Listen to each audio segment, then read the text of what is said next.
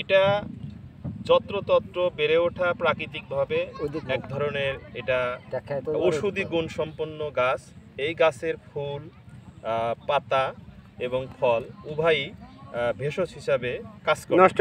এই গাছের উপকারিতা হলো যারা দীর্ঘদিনের শ্বাসকষ্টে ভুগতেছে, কোনোভাবে শ্বাসকষ্ট ঠিক হচ্ছে না, তারা যদি এই গাছের বুঝছি আপনি যে বললেন যে এই গাছটা শ্বাস প্রশ্বাসের জন্য খুব উপকারী।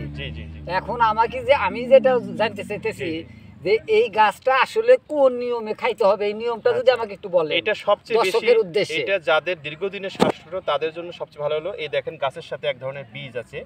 এই যে এই বীজগুলোকে যখন পেকে যাবে ওর ভিতরতে এক ধরনের বিচি বাড়াবে, ওই বীজগুলোকে শুকিয়ে ভালোভাবে যদি পাউডার বা ডাস্ট করতে পারেন, ডাস্ট করে মধুর সাথে মুড়াইয়া বড়ির মতো বানিয়ে খাইতে পারেন। আবার কেউ যদি মনে করেন গুঁড়া কয়া গরম ভাতের সাথে উপরে ছিটাই দেয়, লবণের মতো ছিটাই দেয় খাবে, তাও হবে। এই গাছটার বৈজ্ঞানিক নাম হচ্ছে ক্রোটালেরিয়া প্যালিডা। আচ্ছা, আর আমাদের দেশীয় নাম হচ্ছে ঝুনঝুনি। গাইস, আমি আপনাদের উদ্দেশ্যে যে জিনিসটা দেখাতে চাচ্ছি যে এই যে একটা গাছ, এটাকে কি বলে? ঝুনঝুনি গাছ। আমরা বাংলাতে যেটা বুঝি এটা ঝুনঝুনি গাছ। বৈজ্ঞানিক নাম হচ্ছে ক্রোটালেরিয়া প্যালিডা। হ্যাঁ, বৈজ্ঞানিক নামটা হচ্ছে ক্রোটালেরিয়া প্যালিডা। তো আমি আপনাদের উদ্দেশ্যে যে বলবো, যাদের আমরা কন্টিনিউয়াস ইনসুলিন ব্যবহার করি, ইনহেলার ব্যবহার করি, তো এই ইনহেলার ব্যবহারকারীদের জন্য বলছি যে যারা ইনহেলার ব্যবহার করেন তারা আজ থেকে এই ঝুনঝুনি গাছটা আপনারা নেবেন, নিয়ে এটা যদি পারেন তাহলে প্রতিদিন সকালে 1 কাপ বা হাফ কাপের মতো আপনাকে রস করতে হবে।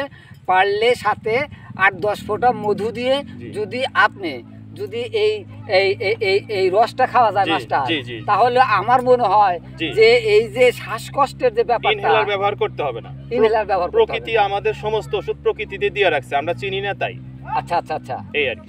তো ঠিক আছে গাইস, আমি আপনাদের উদ্দেশ্যে আবার বলবো যে আপনাদের যাদের এই শ্বাসকষ্ট তারা এই গাছটা মাস্টার বাবা আমরা কয়টা সিম তুললেন ওর হাত থেকে? সিম তো বাবা আমি যে কয়টা আছে নাই তো সিম আছে, হালকা বাতি যেগুলা আছে ওই কয়টা তুললেন। আচ্ছা, আমি আপাতত খাতে থাকি, তেমন নাই। এটা আপনি আমি সারা দিন খাইতে পারবো, কোনো সমস্যা নেই। যদি এটা চিবায় খান তাও আপনি মুখের মধ্যে দিমু আর টোবরা কিছুই ভালো লাগে না। তুমি এটা খালি খাই হালা দিই, তুমি এটা পরিষ্কার এদিকে কথা কও, এইদিকে এটা পরিষ্কার করে নিয়ে এর উপরে আর পরিষ্কার জায়গা নাই, কিন্তু কোথায় সামতে নাই।